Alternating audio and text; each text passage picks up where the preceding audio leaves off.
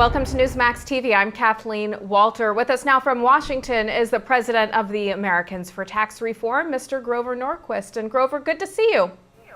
Good to be with you. You've been one of the most vocal supporters of the bipartisan immigration effort. Are you concerned that Republican doubts about border security and other key issues will doom the legislation? Well, getting immigration reformed so that we have serious border security, so we have the high-tech workers we need, so that we can continue to grow as an economy, is terribly important. It's going to be difficult, but I think at the end of the day, the system is broken enough that everybody understands that the legislation we're looking at is an improvement in every area. Senator John Cornyn's amendment creates tougher triggers that need to be met for formerly undocumented immigrants to obtain permanent legal status. Harry Reid calls this a poison pill. What's your take on Cornyn's amendment? Well, I think Cornyn's amendment, as outlined, is a step in the right direction. We want to make sure that the American people are not asked to trust the Obama administration to make progress on border security. This needs to be something that either the Congress votes on down the road, or where there's specific written out expectations of what will be done. People need to know that we'll have both border security and improvements on our present immigration flows. Grover, is passing comprehensive immigration legislation critical to the GOP's political survival, and would it create a permanent Democratic majority, as some say? Well, I think it's important that we enact immigration reform because it's good for the economy, it's good for American security. It will continue to make us the most prosperous and powerful nation in the world. Strong immigration is what distinguishes the United States from Japan or China or European countries that can't do immigration and therefore are getting older and shrinking in terms of population. So it's important to do standalone. Now, in addition, it's very important for the modern Republican Party to be able to speak to people of all backgrounds and say they're all valued members of the American family. Our request, our insistence is that you be loyal to the Constitution. That's what makes you an American, not what country your grandfather was born in. So you're optimistic we'll have legislation this year? I think it'll pass both in the Senate and in the House. Now, the good news here is that immigration reform, unlike Obamacare or Dodd-Frank, is legislation that was written in the open. It was put online for weeks before it was then amended in committee. It is going to be amended in the open in addition to committee amendments in the floor of the Senate. It will then go to the House of Representatives, where there will be repeated votes on different approaches, and then it'll go to a conference committee. This is a thoroughly vetted, public piece of legislation. I think that's why it will pass, because people will have confidence that they know what's in it. Unlike Obamacare, where Nancy Pelosi famously told us we have to pass it and then we'd know what was in it, we will know what's in this bill long before anybody has to vote for it at the end of the day. All right, let's switch gears real quickly. The revelation this week that the National Security Agency has been amassing the records of millions of Americans. Is this another sign the Obama administration is overstepping its boundaries? Well, it really does make you wonder how much information the government's gathering on us. This, of course, was a secret. What other snooping the government's doing, we don't know because it's a secret and it hasn't been shared. What really bothers Americans is not simply that the government's keeping an eye on certain things. Some of this may well be important in keeping the country secure. But you cannot have the government say, trust us, we're not listening to your phone calls, we're not reading your emails, when we know that the IRS has been thoroughly politicized and has been used as a weapon against Obama's people Obama thinks of as his political enemies in the United States. Why would we trust that the president has not corrupted other branches of government like the EPA and the IRS, which we know he has abused? Mm-hmm. A House committee is now looking into the IRS's seizure of 60 million medical records. What do you make of this newest IRS controversy, Grover? Well, I think we're going to find out all summer that the IRS has been abusive and violating people's privacy over and over again. Obama originally said, "I'm very outraged," and then moments later he said, "This doesn't matter. He didn't care. He wasn't going to do anything about it. He's only been stonewalling."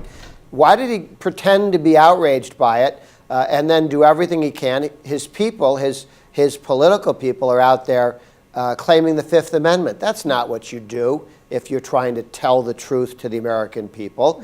They obviously have something very big to hide, because this is damaging to the president's credibility, to his sense of his capacity to run the government, and therefore what they're hiding must be so bad that it is worse than the damage he's done to his credibility by stonewalling. So it must be really bad when you get to the bottom of it. Does the IRS scandal give any momentum to tax reform? Well, there is one possibility, and that is because the tax code is difficult to understand, it's long, it's confusing, a simpler tax code that gives bureaucrats less flexibility in dealing with us. I think that is a good argument for lower rates, a broader base, a simpler code, and this probably kills one of Obama's worst ideas, and that was the government would suck up all your information and do your taxes for you, because they'd know everything about you, because you wouldn't have any privacy, and then they'd say, "Hey, aren't we making your life simpler by writing out your income tax return for you?" When this was done in other places, the government makes a lot of money. Why? Because when the government does your taxes for you, they maximize their revenue, not getting your tax returns accurate. I think the idea of having the government do your taxes for you is dead, dead, dead. That's an important part of tax reform, killing this idea of the government reaching out, knowing everything about you, doing your taxes for you. Grover, you're opposed to the IRS enforcement of the Affordable Care Act. Should the GOP block the White House's request for $400 million in funds to hire new agents to enforce Obamacare? Yes, absolutely. Congressman Price of Georgia has legislation that would forbid the IRS from enforcing Obamacare.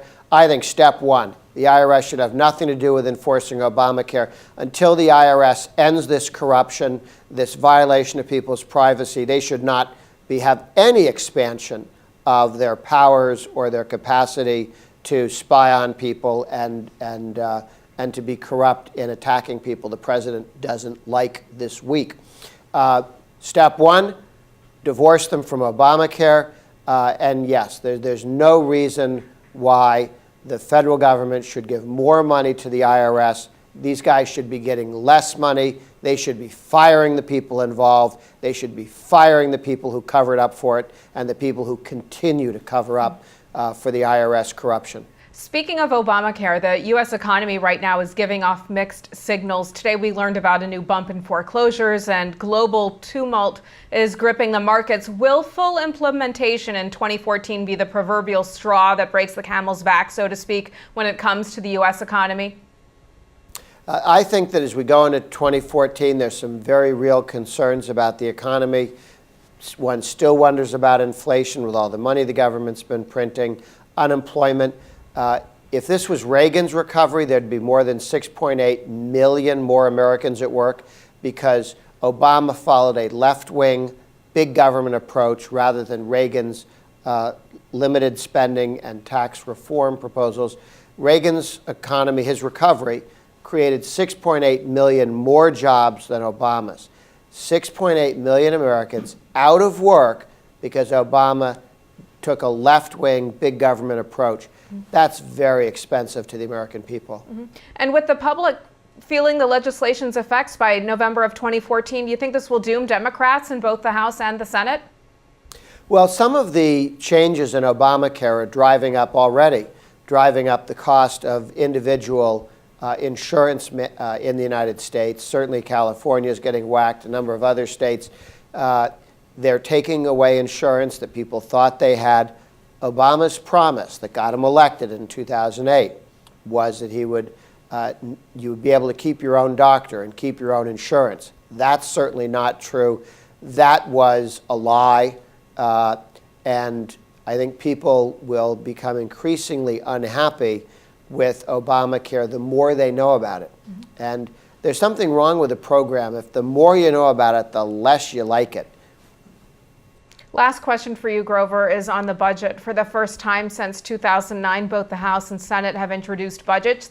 Is it time for a budget conference? And what do you think will be the most likely outcome here? A bipartisan grand bargain or a compromise that keeps the lights on in Washington and puts off any major deals on spending and taxes until after the election?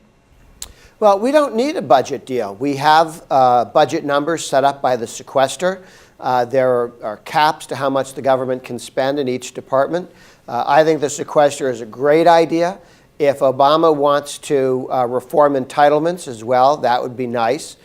He spent 5 years in the White House not reforming entitlements, not reforming welfare, not reforming taxes. At some point you have to ask yourself, why do you believe Obama has some secret desire to reform taxes and reform entitlements when he had power, Democrat House, Senate, and presidency? He didn't do it then. Why do we think he'd do it now? So we have limits on spending put in by the sequester. The most important thing is keep the sequester numbers. If Obama wants to do more than that, that would be fine. But keep those sequester numbers. That brings spending restraint to the United States of America. All right, Grover Norquist, thanks so much for being with us today. Good to be with you. And thank you for watching Newsmax TV.